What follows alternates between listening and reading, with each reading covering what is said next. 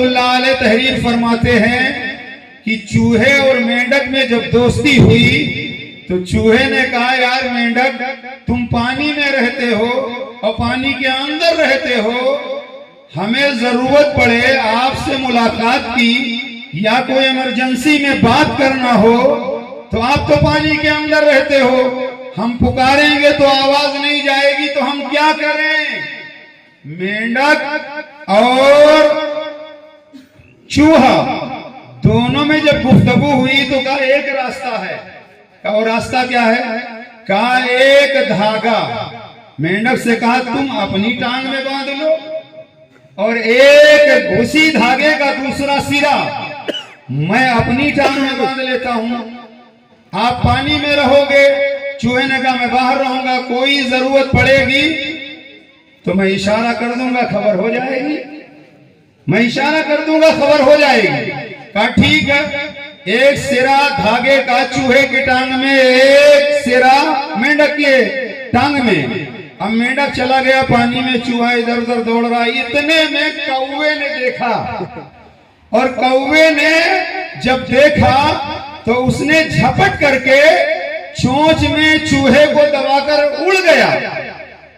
अब जब चूहे को लेकर कौवा उड़ा तो टांग में धागा बंधा हुआ था मेंढक की, अब वो भी खींचा चला रहा है, अब वो भी खींचा चला रहा है। चूहा जिधर जिधर हवा में कौवा लेकर जा रहा है, मेंढक भी लटका हुआ जा रहा है, मेंढक भी लटका हुआ जा रहा। अब मेंढक को अफसोस हुआ कि कहां हमने चूहे से दोस्ती कर ली, कहां हमने चूहे से दोस्ती कर ली।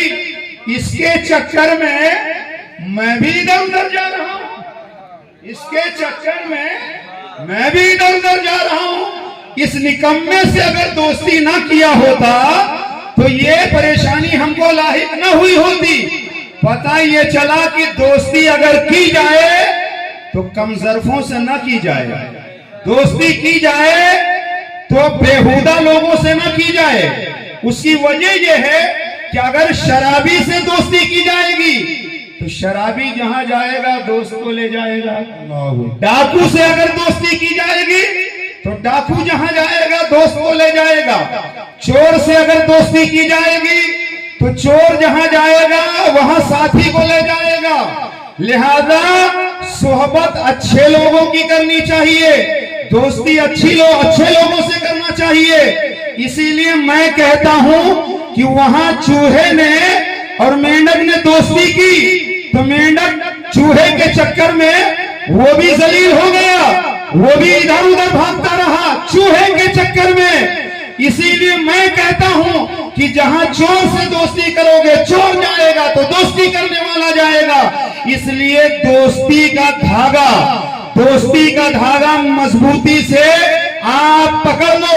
अगर तुम्हारी दोस्ती का धागा सैयदना अबू बकर सिद्दीक से बन गया, तुम्हारी दोस्ती का धागा अगर अबू बकर सिद्दीक से मजबूत हो गया तो जहां अबू बकर जाएंगे वहां तुम भी जाओगे। अगर तुम्हारी दोस्ती का धागा उमर फारूक आजम से मजबूत हो गया तो जहां सैयदना उमर फारूक आजम जाएंगे वही तुम भी जाओगे, जहां उस्मान गनी जाएंगे वही तुम भी जाओगे। और कुरान में अल्लाह ने फरमाया वकुल्लुम वअदल्लाहुल हुस्ना, नबी के तमाम सहाबा जन्नती हैं। सुभान अल्लाह।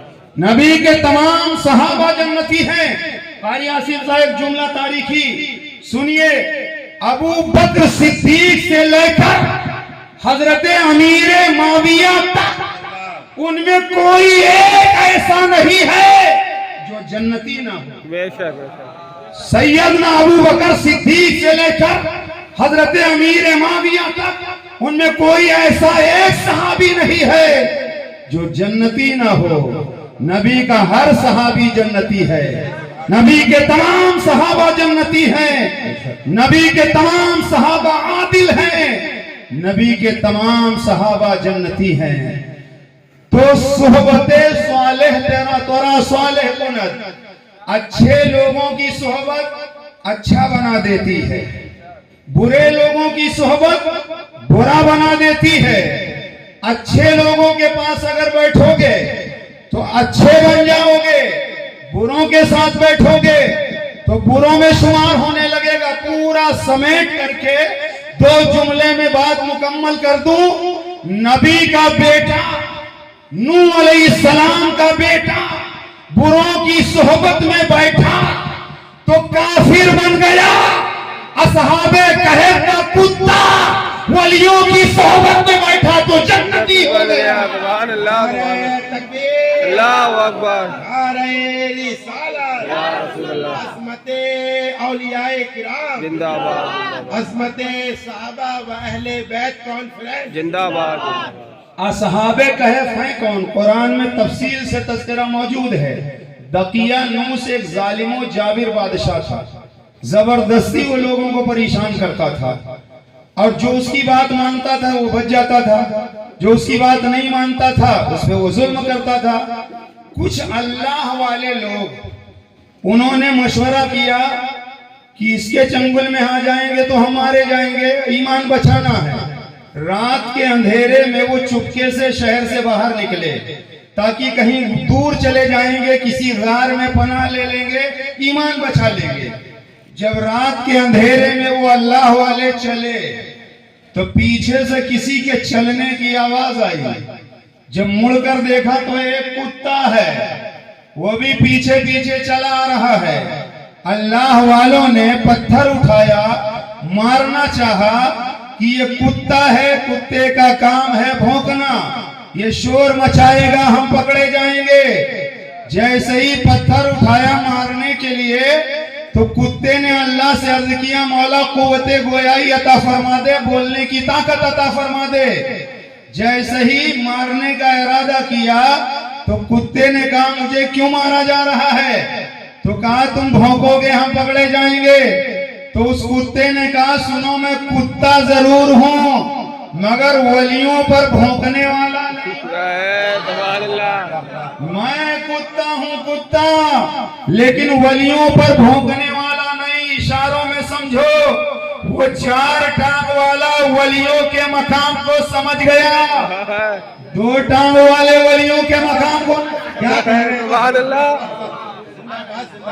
वो कुत्ता होकर कहने लगा, हम वलियों पर नहीं भूखते, हम वलियों पर नहीं भूखते। और कुत्ते का जिक्र कुरान में है, वो कल्बहुम बासितुन ज़िराइहि बिलवसीद। कुत्ता जब कलाम करने लगा तो 2 टांग पर खड़े होकर अदब से कुत्ता वली की सोहबत में थोड़ी देर बैठ जाए, वलियों का मकाम समझ में आ जाता है, वलियों का एहतराम समझ में आ जाता। पूरा कुरान पढ़ गए, मियां मोहम्मद वली का मकाम न समझ सके, बुखारी पढ़ गए, जेल वालों का मकाम न समझ सके, अहदीस मुबारका की किताबें पढ़ गए, नूर अली शाह का मकाम न समझ सके। और वो कुत्ता होकर, वो कुत्ता है कुत्ता मगर वलियों से मोहब्बत करने वाला।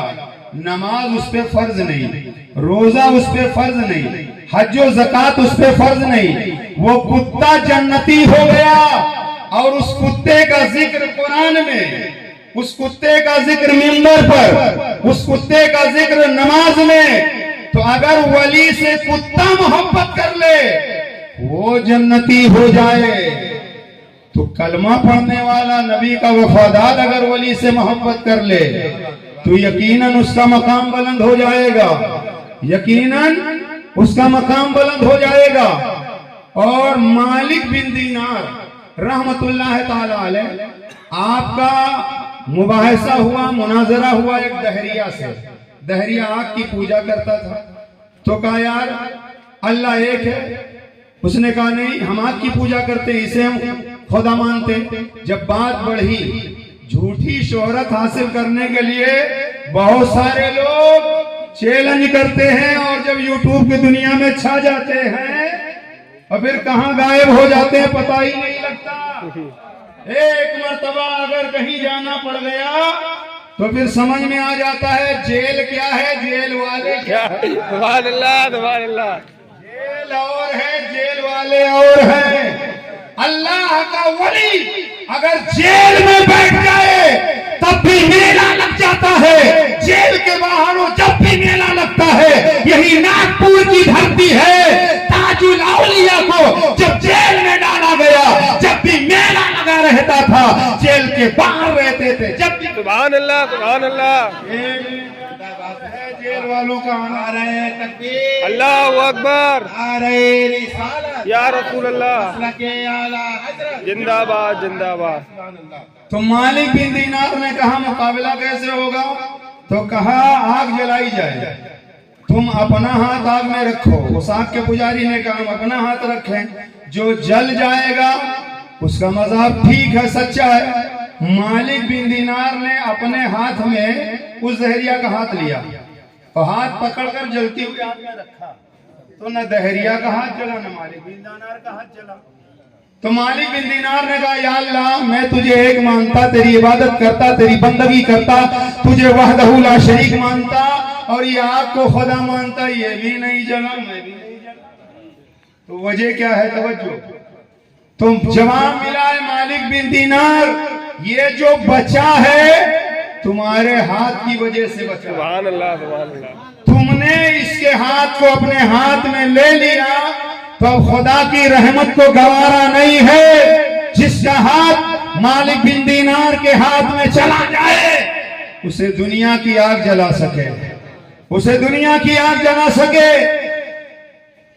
अब गौसे आजम के सदके में जिसका हाथ ताजुशरिया रहमतुल्लाह अलैह के मुरीद होने के सदके में जिसका हाथ गौसे आजम से मिल जाए, जिसका हाथ औलियाए किराम बुजुर्गाने दीन पीराने इज़ाम के हाथ के जरिए वो हाथ गरीब नवाज तक पहुंच जाए, गौसे पाक तक पहुंच जाए, मखदूमे पाक तक पहुंच जाए।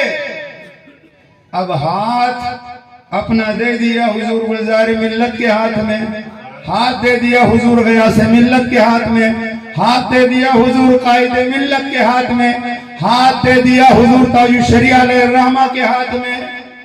तो अब हाथ चला गया जब इन बुजुर्गों के हाथ में, तो अब ये हाथ नबी के दुश्मनों के हाथ में न जाए तो पक्के मुरीद। ये हाथ अगर नबी के दुश्मनों के हाथ में न जाए तो आप पक्के मुरीद हो, वरना हाथ देने के बाद आला हजरत ने फरमाया, शेख शरफुद्दीन यहया मनेरी रहमतुल्लाह ताला अलैह का एक मुरीद दरिया के किनारे जा रहा था, पैर फिसला और दरिया में गिर गया, डूबने लगा। हजरत खिज़र अलैहिस्सलाम आए, हाथ बढ़ाया, फरमाया हाथ दे ताकि मैं तुझे निकाल लूं, हाथ दे ताकि मैं तुझे निकाल लूं। कोई आयरा गहरा नहीं। खिज़र अलैहिस्सलाम शेख शरफुद्दीन यहया मनेरी के मुरीद से कह रहे हैं, और लोग कहते हैं डूबते को तिनके का सहारा काफी होता है, वो जरूर डुबकियां लगा रहा है। खिज़र अलैहिस्सलाम हाथ बढ़ा रहे हैं, हाथ दे दे ताकि मैं तुझे निकाल लूं। तो जवाब सुनो, मुरीद कैसा है होना चाहिए और पीर कैसा होना चाहिए। शेख शरफुद्दीन यहया मनेरी के मुरीद ने कहा, सुनो ए खिज़र, अगरचे तुम खिज़र हो, तुम्हारी अजमत सलामत है, लेकिन ये हाथ मैंने यहया मनेरी के हाथ। सुभान अल्लाह, सुभान अल्लाह। अब ये हाथ हजरत खिज़र के हाथ में जाए, ये मुझे गवारा नहीं है। हजरत खिज़र अलैहिस्सलाम के हाथ में शरफुद्दीन यहया मनेरी का मुरीद हाथ देना गवारा नहीं समझता। और यहाँ वफादार ताजुशरिया हम हैं, वो गद्दार ताजुशरिया हैं, हम वफादार ताजुशरिया हैं। और खाना कहाँ खा रहे हैं? इफ्तारी कहाँ कर रहे हैं? इफ्तारी कहाँ कर रहे हैं? सियासी पार्टी में बैठकर नबी के गद्दार भी बैठे हैं, वफादार भी बैठे हैं। गद्दार भी इफ्तारी कर रहे हैं, वफादार भी इफ्तारी कर रहे हैं, वीडियो मौजूद है। मैं तो झूठी बात करता ही नहीं। वफादारी ये है, कौम को धोखा दो, एक तरफ लिखो कि ये राफजी हो गया, ये खारजी हो गया, इसका दामाद तो शिया हो गया, और जाके चुपके से बहुत परेशानी चल रही है, कुछ मदद कीजिए, बहुत परेशानी चल रही है, कुछ मदद कीजिए। तब राफजी नजर नहीं आता, तब खारजी नजर नहीं आता। इमाम अहले सुन्नत फरमाते हैं, तेरा खाएं तेरे गुलामों से उलझे, मुनकिर अजब खाने गुर्राने वाले। आला हजरत की गलियों में इन्हें लेकर जाओ और 4 जूते लगा करके कहो, आला हजरत की चौखट पकड़ो और सच्चे दिल से कहो, मैं मुजरिम हूँ आका, मुझे साथ ले लो। मैं मुजरिम हूँ आका, मुझे साथ ले लो। कि रास्ते में है जा बजा थाने वाले, कि रास्ते में है जा बजा थाने वाले। भारत में तुम जैसे चुरकटों ने इस्लाम नहीं फैलाया है। भारत की सरजमीन पर तुमने तो सिर्फ बांटने का काम किया है। मुट्ठी भर सुन्नी है, कभी आला हजरत के नाम पर, कभी किसके नाम पर, कभी किसके नाम पर। ये खारिज हो गया, अलग कर दो। ये खारिज हो गया, अलग कर दो। ये खारिज हो गया, अलग कर दो। तुम्हारे बाप की बपौती चलती है, शरीयत तुम्हारे बाप की है। इन औलिया अल्लाह का एहसान है। भारत की सरजमीन पर सबसे बड़े वली का नाम गरीब नवाज है। बेशक, सुभान अल्लाह। सबसे बड़े वली का नाम गरीब नवाज है। और उनसे पहले आने वाले वली का नाम सैयद सालार मसूद राजी है, जिनका मजार बहराई शरीफ में है। दातागंज बख्श हजवेरी लाहौर में मजार। सुनो, खानकाह और दरसगाह में होता क्या है? खानकाहों में हल्के जिक्र होता है, इल्लल्लाह इल्लल्लाह ज़र्ब लगाई जाती है। जब आप लाहौर में आए हो, अपनी झोपड़ी आपने तैयार किया, किसने? दाता अली हजवेरी। और दाता अली हजवेरी जानते कौन है? दाता अली हजवेरी की वो जाते पाक है जहाँ हिंद के राजा हम सब के ख्वाजा अताए रसूल ने 40 दिन का चिल्ला किया है। सुभान अल्लाह। हम चिल्ले के मुखालिफ नहीं हैं। कुछ लोग चिल्ला चिल्ला के चिल्ला करते हैं, कुछ लोग चिल्ला चिल्ला के चिल्ला करते हैं और वलियों से दूर होके चिल्ला करते हैं। वो चिल्ला हमें पसंद नहीं जो वलियों से दूर होके किया जाए। अरे चिल्ला जब किया गया तो कुतुबुद्दीन बख्तियार काकी ने गरीब नवाज के यहाँ चिल्ला किया, गरीब नवाज ने दाता अली हजवेरी के यहाँ चिल्ला किया। तो दाता अली हजवेरी की वो जाते पाक 40 दिन गरीब नवाज ने वहां चिल्ला किया, 40 दिन चिल्ला किया। और जब चलने लगे तो आपने फारसी जबान में फरमाया, गंज बख्शे फैज आलम मजहरे नूरे खुदा ना के सारा पीरे कामिल कामिला।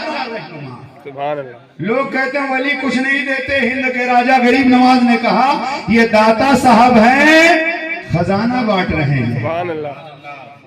और वो दाता अली हजवेरी पीराने पीर, सुनो, बड़े पीर गौसे आजम फरमाते हैं, अगर मैं दाता अली हजवेरी के जमाने में होता तो उनका मुरीद हो गया होता। सुभान अल्लाह। अब आप अंदाजा लगाओ, गौसे आजम फरमाते हैं मैं दाता के जमाने में होता तो उनका मुरीद हो गया होता।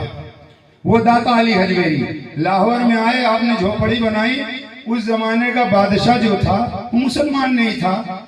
और जब आपके यहाँ आने जाने वालों की भीड़ लगने लगी और आप इल्लल्लाह इल्लल्लाह हर नमाज के बाद आप ज़र्ब लगाते थे, शोर पसंद नहीं आया। जैसे कुछ लोगों को अजान पसंद नहीं आती, कुछ लोगों को नमाज की आवाज पसंद नहीं आती, कुछ लोगों को क्या पसंद नहीं आता। मगर हम जानते हैं, मेरा जुमला दिल की तख्ती पर नोट करना, भारत की सरजमीन पर जो गैर मुस्लिम समझदार हैं वो जानते हैं भारत में जो अमन कायम है इन मजारों की वजह से। सुभान अल्लाह। इसीलिए आज भी ये आस्ताने बता रहे हैं, ये आस्ताना सिर्फ सियोनी के मुसलमानों के लिए नहीं है, ये हर कौम हर मजहब वालों के लिए। बेशक। जो भी खानकाह में आता है, वलियों की बारगाह में आता है, उनके यहाँ दरवाजा खुला रहता है। ये कुछ लोग काफिर बनाने का काम करते हैं, कुछ लोग आशिक बनाने का काम करते हैं।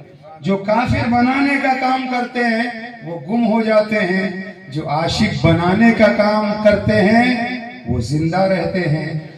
जब शोर फैला, उस इलाके के बादशाह ने कुछ लोगों को बुलाया और कहा आग लेकर जाओ, उसकी कुटिया फूंक। दाता अली हजवेरी जिस झोपड़ी में उसे जला दो, तवज्जो से सुनना, अल्लाह वालों की शान देखो। लोग अलावा लेकर आए जलाने के लिए, और जैसे ही झोपड़ी में वो अलावा टच किया, दाता अली हजवेरी ने कहा ला इलाहा इल्लल्लाह सुभान अल्लाह जैसे ही इल्लल्लाह कहा आग बुझ गई। सुभान अल्लाह जैसे ही इल्लल्लाह कहा आग बुझ गई। अब फिर दोबारा आग लेकर बढ़े और जैसे ही छप्पर में लगाना चाहा आपने कहा ला इलाहा इल्लल्लाह इल्लल्लाह की ज़र्ब लगाई आग बुझ गई। वो आग लगाते रहे, इल्लल्लाह की ज़र्ब से आग बुझाते रहे।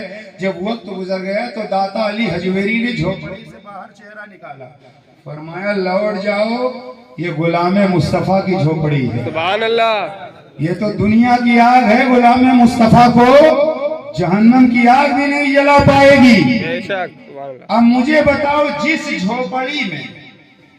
झोपड़ी में अल्लाह का वली आ जाए, मैं कहना क्या चाहता हूं सुनिए, जिस झोपड़ी में अल्लाह का वली आ जाए, जब उस झोपड़ी को नहीं जलाया जा सकता तो जिस दिल में गौसे आजम आ जाए, सुभान अल्लाह। जिस दिल में गरीब नवाज आ जाए, जिस दिल में साबिर अलाउद्दीन कलेरी आ जाए, जिस दिल में ताजुल अवलिया आ जाए, वो दिल नहीं रहता है, वो दिल मदीना बन जाया करता है। सुभान अल्लाह वो दिल मदीना बन जाया करता है, वो दिल काबा बन जाया करता है। सुभान अल्लाह। आखिरी बात, मालिक बिन दीनार का मैंने जिक्र किया, आखिरी बात मुकम्मल।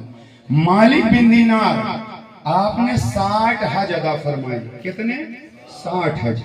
आज तो अगर कोई एक हज कर लेता है तो फूले नहीं समझता है।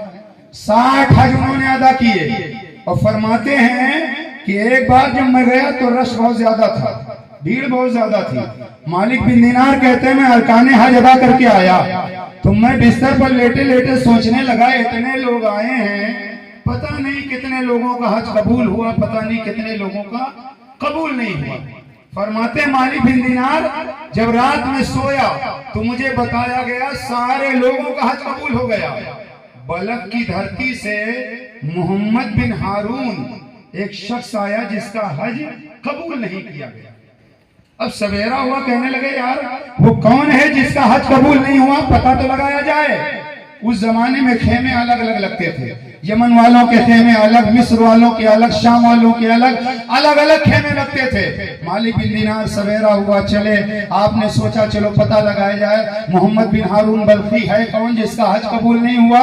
जब उस खेमे के करीब पहुंचे जहां बलक के लोग खेमे लगाए हुए थे, मालिक बिन दीनार ने सलाम किया, लोगों ने जवाब दिया। आपने फरमाया तुम लोगों में मोहम्मद बिन हारून बल्खी कौन है? तो लोगों ने कहा आपको क्या लेना देना है? कहा नहीं मैं मुलाकात करना चाहता। तो लोगों ने कहा वो इतना बड़ा मुत्तकी है, इतना बड़ा परहेजगार है, वो रात भर इबादत करता है और दिन भर रोजा रखता है, वो कायमुल लैल है, साइमुद दहर है। जब ये सुना मालिक बिन दीनार तो और तजस्सुस पैदा हुआ, इतना बड़ा नमाजी, इतना बड़ा परहेजगार, इतना बड़ा मुत्तकी, इतना बड़ा बंदगी वाला और उसका हज कबूल नहीं हुआ। फरमाया मिलेगा कहाँ? लोगों ने कहा हम लोगों के साथ नहीं रह रहा है ताकि इबादत में खलल वाक़ ना होने पाए, पहाड़ के पीछे खेमा लगा करके जाओ, देखो इबादत में लगा होगा। मालिक बिन दीनार आगे गए, जाने के बाद आपने देखा पहाड़ के दामन में मोहम्मद बिन हारून बल्खी दाहिना हाथ कटा हुआ है, जहाँ नमाज पर खड़े होकर नमाज पढ़ रहा है। जब नमाज से वो फारिग हुआ, मालिक बिन दीनार ने उसे सलाम किया तो जवाब देते ही मोहम्मद बिन हारून बल्खी ने कहा कि तुम मालिक बिन दीनार हो, तुम मालिक बिन दीनार हो।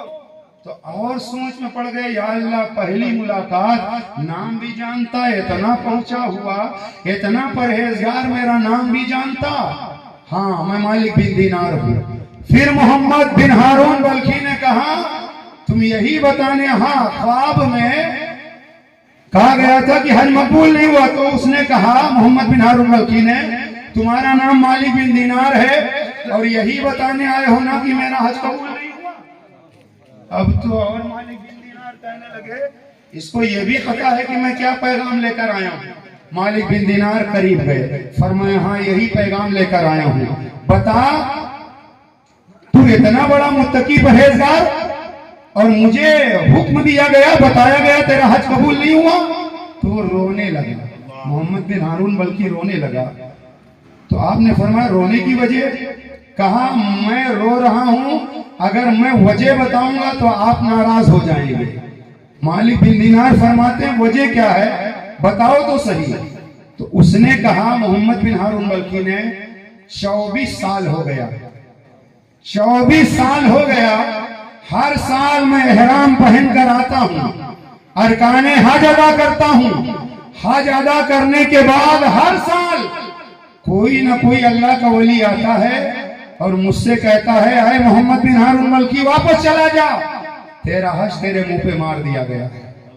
हर साल कोई ना कोई वली आता है।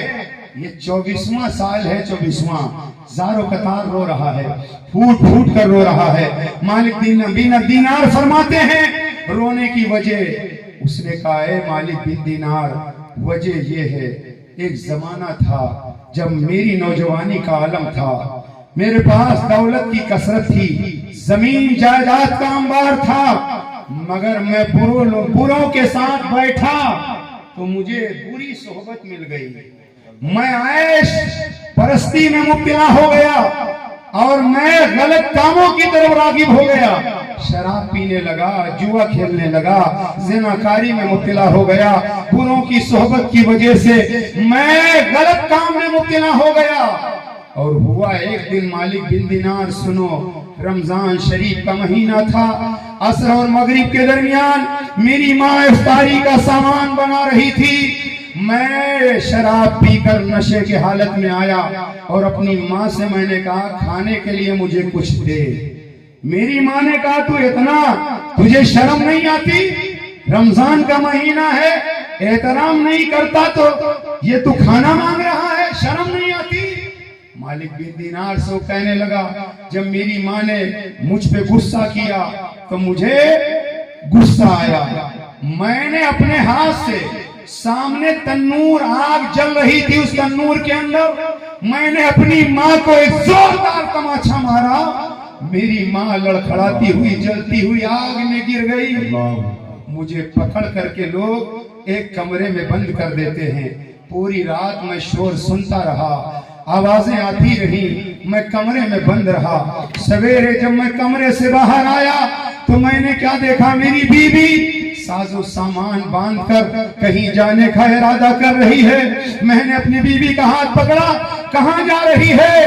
तो मेरी बीवी ने रोते हुए कहा, जो अपनी माँ का ना हो सका वो बीवी का क्या होगा, जो अपनी माँ का ना हो सका वो अपनी बीवी का क्या होगा। तो कहा, मेरी माँ का क्या हाल है?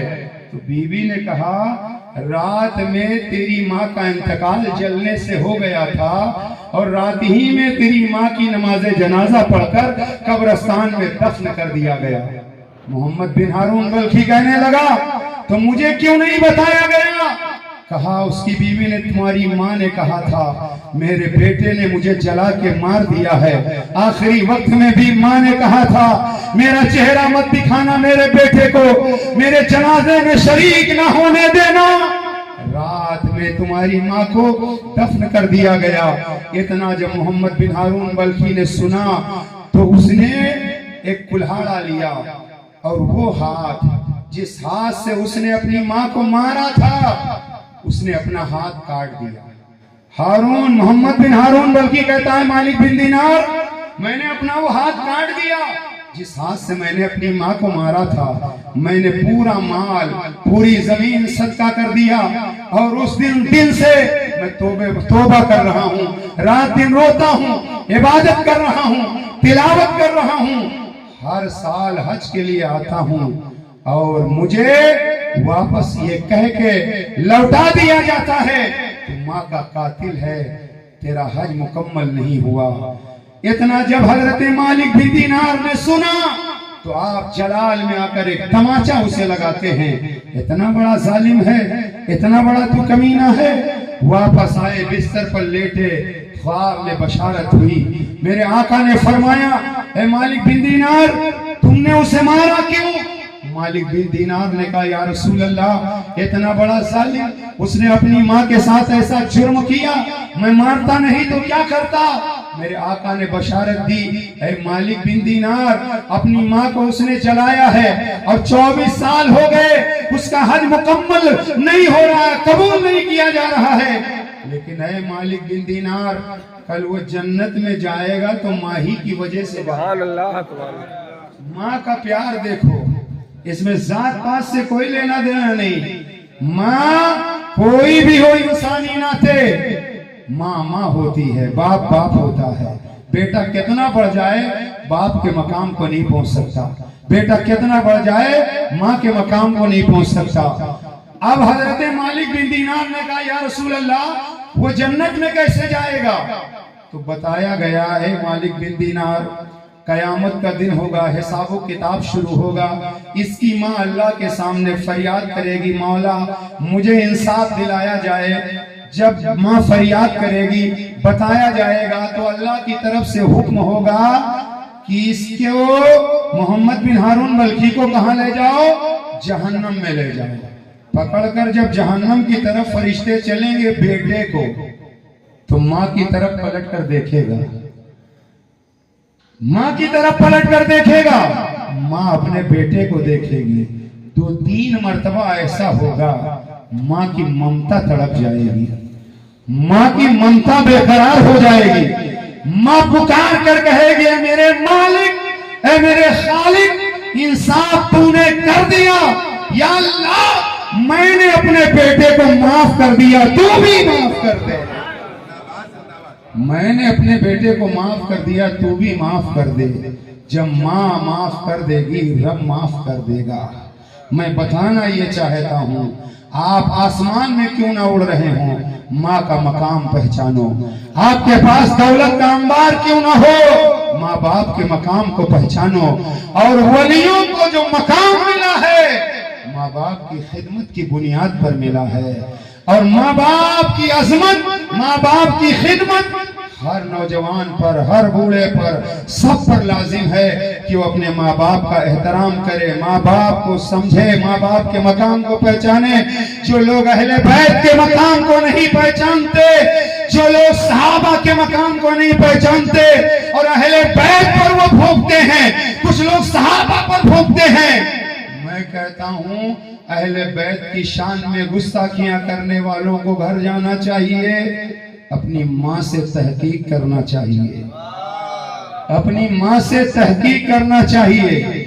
क्योंकि जो हलाली होगा अहले बैत का गुस्ताख नहीं होगा। जिसका बाप एक होगा, माँ नेक होगी, वो अहले बैत से भी प्यार करेगा, सहाबा से भी प्यार करेगा, वो सहाबा से भी मोहब्बत करेगा, अहले बैत से भी प्यार करेगा। और यही मसलके आला हजरत है। इमाम अहले सुन्नत ने फरमाया, अहले सुन्नत का है बेड़ा पार, असहाबे हुजूर नज्म है और नाव है इतरत रसूलुल्लाह की। हम सहाबा से भी प्यार करते हैं, अहले बैत से भी प्यार करते हैं, तमाम औलिया अल्लाह से प्यार करते हैं। सिलसिलों के झगड़ों में मत पड़ना मेरे भाई, सिलसिलों के झगड़े में झगड़ा मत करना। आज सुन्नियत का शीराजा सिलसिलों की बुनियाद पर बिखरता हुआ नजर आ रहा है। आपने अगर किसी के पीर को गाली दिया, तुम्हारे पीर की तौहीन करेगा। आपने किसी हर सुन्नी सही अकीदा पीर को पीर समझो, उनका एहतराम समझो, उनकी अजमत समझो, सिलसिलों में मत बटो। इसलिए कि इमाम अहले सुन्नत ने अपने किरदार और अमल से ये बता दिया है और ये साबित कर दिया है कि हर अहले सुन्नत व जमात का वली हमारा है, तमाम सहाबा हमारे हैं। और मैं कभी कभी जलसों में ये कहा करता हूं कि हो सकता है जो मखदूम अशरफ से मोहब्बत करे, प्यार करे, हो सकता है, कोई जरूरी नहीं, हो सकता है वो आला हजरत से प्यार ना करे। साबिर पाक से जो मोहब्बत करे, हो सकता है वो ताजु शरिया से प्यार ना करे। मखदूम रुदौलवी से जो प्यार करे, हो सकता है वो आला हजरत से प्यार ना करे। मगर ये हो ही नहीं सकता जो आला हजरत से प्यार करे, जो ताजु शरिया से प्यार करे, जो इमाम अहमद रज़ा से प्यार करे। ये हो ही नहीं सकता कि वो गौसे पाक से प्यार न करे, ये हो ही नहीं सकता कि वो मखदूम अशरफ से प्यार न करे, ये हो ही नहीं सकता कि वो गरीब नवाज से प्यार न करे, ये हो ही नहीं सकता कि वो अब्दुल हक रुदौलवी से प्यार न करे। जो अहमद रजा से सच्चा प्यार करता है वो सारे वलियों से प्यार करता है। जो आला हजरत से दुकान चलाने के लिए, मकान के अंदर रोजी रोटी चलाने के लिए मोहब्बत करता है और सबको बाईकाट करता हुआ नजर आता है, आज वो खुद बाईकाट होता नजर आ रहा है। इसलिए कि वलियों का फैजान जिस पर जारी रहेगा वो ऐसे लोगों पे भारी रहेगा। सुभान अल्लाह। वलियों का फैजान जिस पर जारी रहेगा ऐसे दुश्मनों पे भारी रहेगा। हम वलियों के दर के कल भी भिखारी थे, आज भी भिखारी हैं, और इमाम अहले सुन्नत के कल भी वह मानने वाले थे, आज भी मानने वाले हैं। और खुलकर डंडे की चोट पर हम ये कहते हैं, कल भी हमारा मरकज बरेली शरीफ था, आज भी हमारा मरकज बरेली शरीफ है और इंशाअल्लाह रहेगा। शॉर्टकटों से सनद की हमें कोई जरूरत नहीं है, इसलिए कि मोहब्बत करने के लिए आला हजरत से तुम्हारी हमको कोई जरूरत नहीं है। आला हजरत सुन्नियों की तकदीर का नाम है। आला हजरत से हर सुन्नी प्यार करता है। अल्लाह हम सबको औलिया से, सहाबा से, अहले बैत से मोहब्बत करने की तौफीक अता फरमाए। वलियों के गुलामों में इत्तेहाद पैदा फरमाए। अस्सलामु अलैकुम व रहमतुल्लाह।